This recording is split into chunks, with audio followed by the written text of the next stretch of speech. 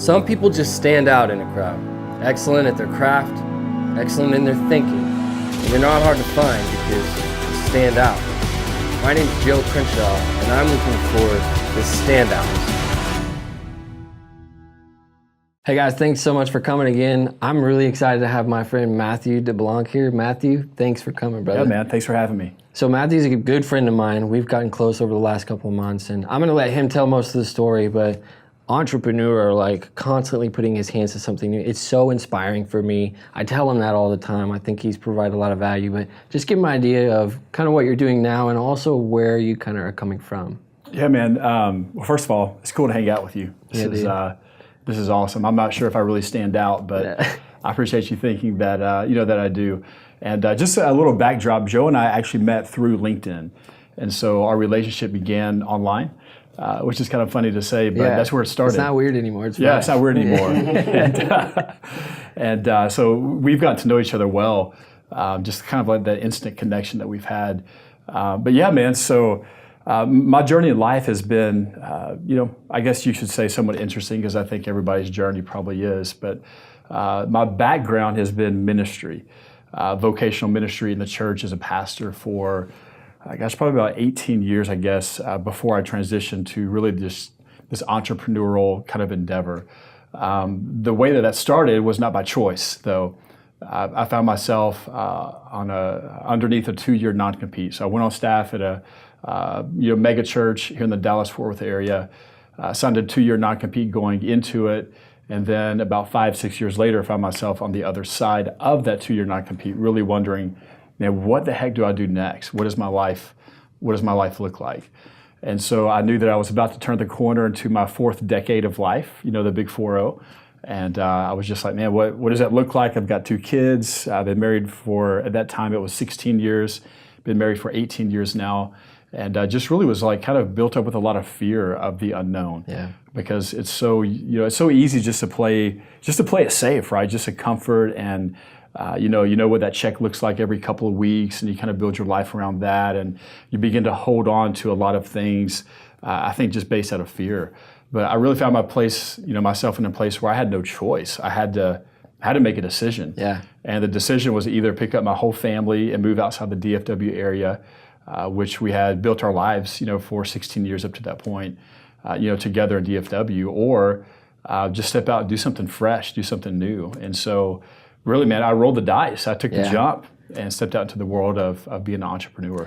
Yeah, and that's one of the things that when I first started hearing your story, what stood out to me was clearly like, obviously that was a really unfortunate circumstance and could have the potential to really just create some difficulty for you to move forward from there, but your attitude is what created the action. It created the opportunity for you to just take steps that you've never taken before. True. So 2 things that I want to just pull out of that is, 1, I know that the reason why you did what you did is because of how valuable your family is to you and wanting to make sure that they're a priority in the midst of your business decisions. And so I loved that, but also in the midst of trying professional circumstances where you're left, I don't know what to do. Yeah. How important is your attitude in that, and what are some things you did that really helped you kind of take the next step?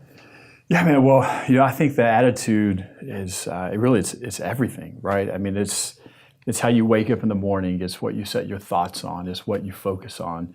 And I think that in every situation you have a decision to make. And so, yeah, man, was it unfortunate that 2-year non-compete? In the corporate world, that's standard. A lot of times in the nonprofits, especially in the church world, you don't really hear about a non-compete, right? So, but I had a choice to make. It's like I could either allow that to make me bitter, or I could choose to let it make me better. And so I chose, the latter. I chose to, allow all of my experiences that I had up to that point in my life, the cumulative experiences, make me better. And really begin to see that, what oftentimes I think that we could think as a setback, it really is a setup for what is next. And so I just began to choose to focus on that. But then also too, right, my family, I looked at my kids as a dad. So, man, this is an amazing opportunity for me. And regardless, right, I was going to be an example for them no matter what. Yeah. So I had a responsibility to my kids to show them that we can continue to move forward in life with a good attitude, to remain positive, and and really just trust, man. Just trust our family and the experiences that we have built together as a family, but really to go on a journey of life together, and to show them to take a risk in life, and it's okay to do that. Yeah, and it shows. Knowing you and seeing that, it shows. And one of the things you just said that for me, I was just like, oh my gosh, that's so good. Maybe you came up with it right now. Maybe it's a thing, but I can either be bitter or I can be better. Like that stands out. Like that's the attitude that I think, just we all need to have and things like that, but also created the drive for you to get better. Yeah. And that's led you to a place where I look at you and I'm inspired by, you do everything. There's so many different hands that you're involved in that you have your own business, hireaminister.com, and you're partnering with other businesses, and you have all these entrepreneur things that you're working on right now. So talk about those things. Also talk about how valuable that is to you to have multiple revenue streams and to really put your hand to multiple things. Yeah, well, man, it's kind of interesting because that wasn't my first transition in life. Vocationally speaking, just from a job standpoint. I think more often than not, we go into something maybe having this ideal that we're going to be here for the rest of our lives. Yeah. And I've quickly realized that's just not the world that we live in today. No matter where you're at, you're probably not going to be doing the same thing for the rest of your life. Like my father, his generation, it was like that. There's a lot of loyalty on both sides. And so you would see people that would work for the same company for 30, 40 plus years and then retire from that one company. Yeah. And so, Joe, what I've realized is that just in my life personally, to put all of my eggs into one basket, just in my life personally, is not always the wisest thing to do, because there's been more times in my life, more than once, where that basket has just been turned upside down. Yeah. And once the basket's turned upside down, you kind of hit that oh crap moment of like, what am I going to do? Yeah. Fear starts to set in. You begin to retreat instead of move forward, right? And so I just stepped out and said, we're going to do something different. Yeah. And so we started hireaminister.com. And that was basically started underneath my stairs in a makeshift office at home on a computer that was probably 10 years old. Yeah.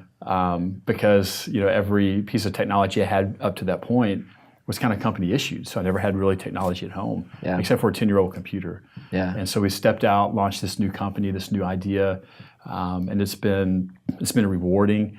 It's been challenging. Obviously, when you start a new business from nothing, from scratch, it's been challenging. But two and a half years later, the rewards are amazing. Yeah. I mean, just to see what has happened, the growth of the company.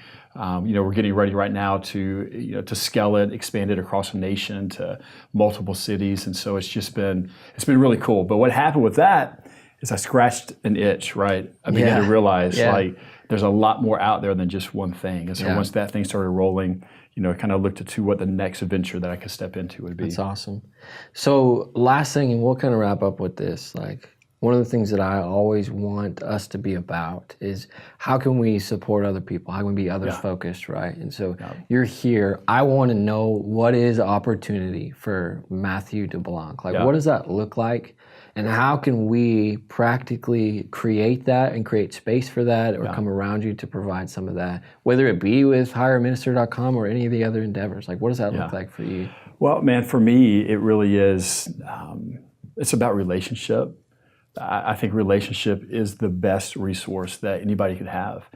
And so for me, that's what I'm all about, right? It's just all about building relationships. You and I just connected online through LinkedIn, and it's been a valuable relationship, and you've been an amazing resource in my life.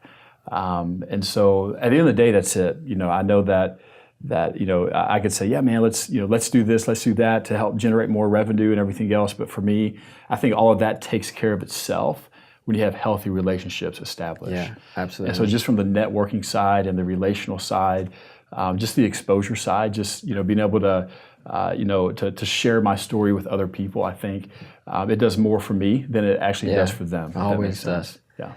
Well, dude, awesome. Thanks so much for coming. I'm really glad that you were here just to be able to tell your story. I think you have so much value to offer to the community.